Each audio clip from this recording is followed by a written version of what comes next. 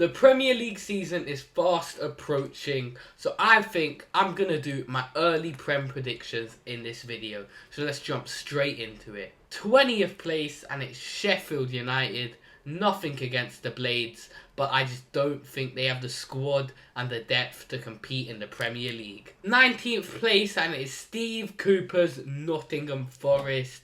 Once again, nothing against them.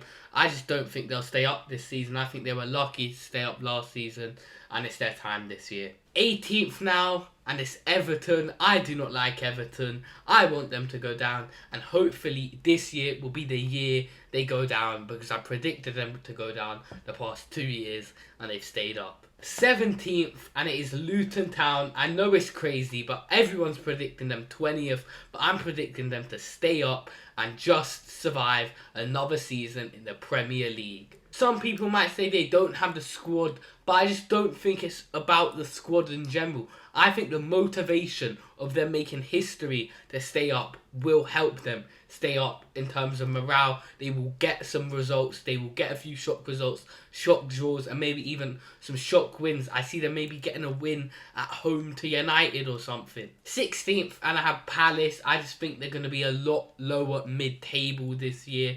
I don't know why. I just have that feeling. The club have no ambition. They are just happy being a mid-table side, and this season that won't help, and they will be in the relegation zone for part of the season. 15th, and it's Bournemouth. Why, oh why did you sack Gary O'Neill, Bournemouth? That if they kept O'Neill, I would have actually predicted them maybe 10th, 11th, to that sort of range.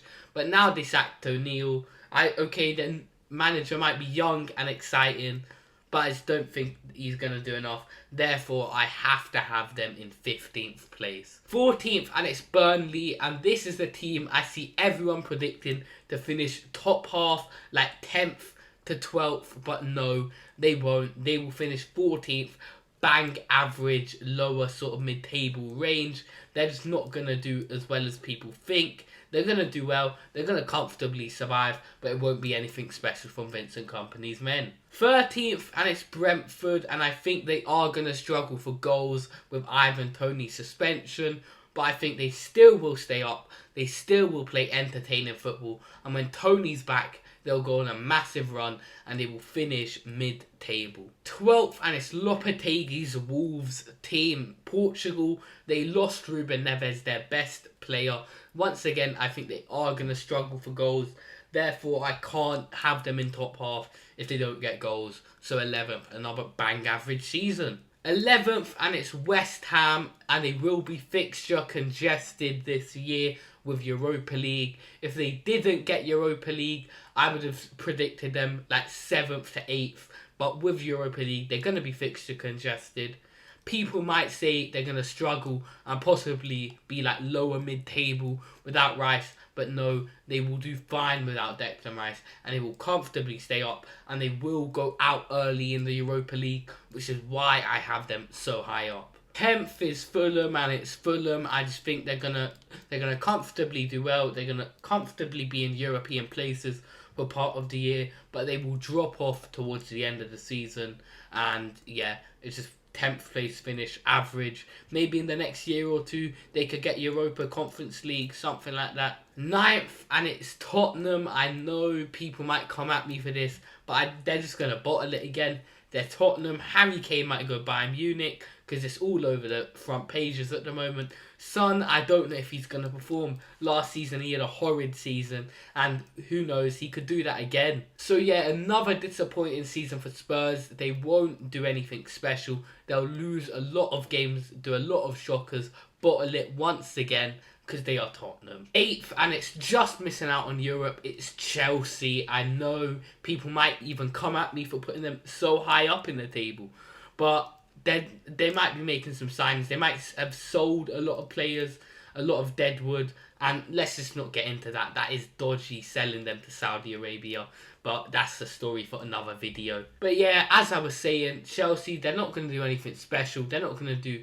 anything too bad like last season. It's going to be solid 8th place. It will be big improvement of their 12th place finish, but it won't be amazing to get them into Europe. 7th, and it's Villa. They will go on another amazing run, having Emery at the wheel the entire season for a full season.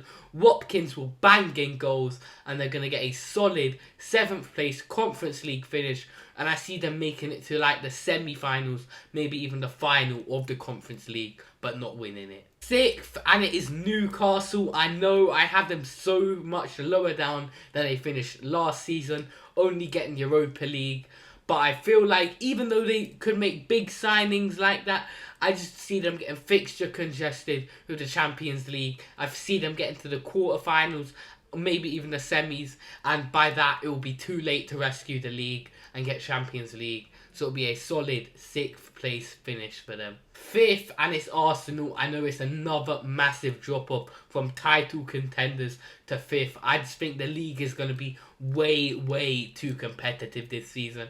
And like I said, Champions League, they will drop off, get too fixture congested. Like they did last season, they'll bottle it, but they'll bottle it even more, and they'll get 5th. No UCL football at the Emirates. 4th place, and it's Brighton. That is right, Champions League football at the Amex. James Milner will of course do wonders for them.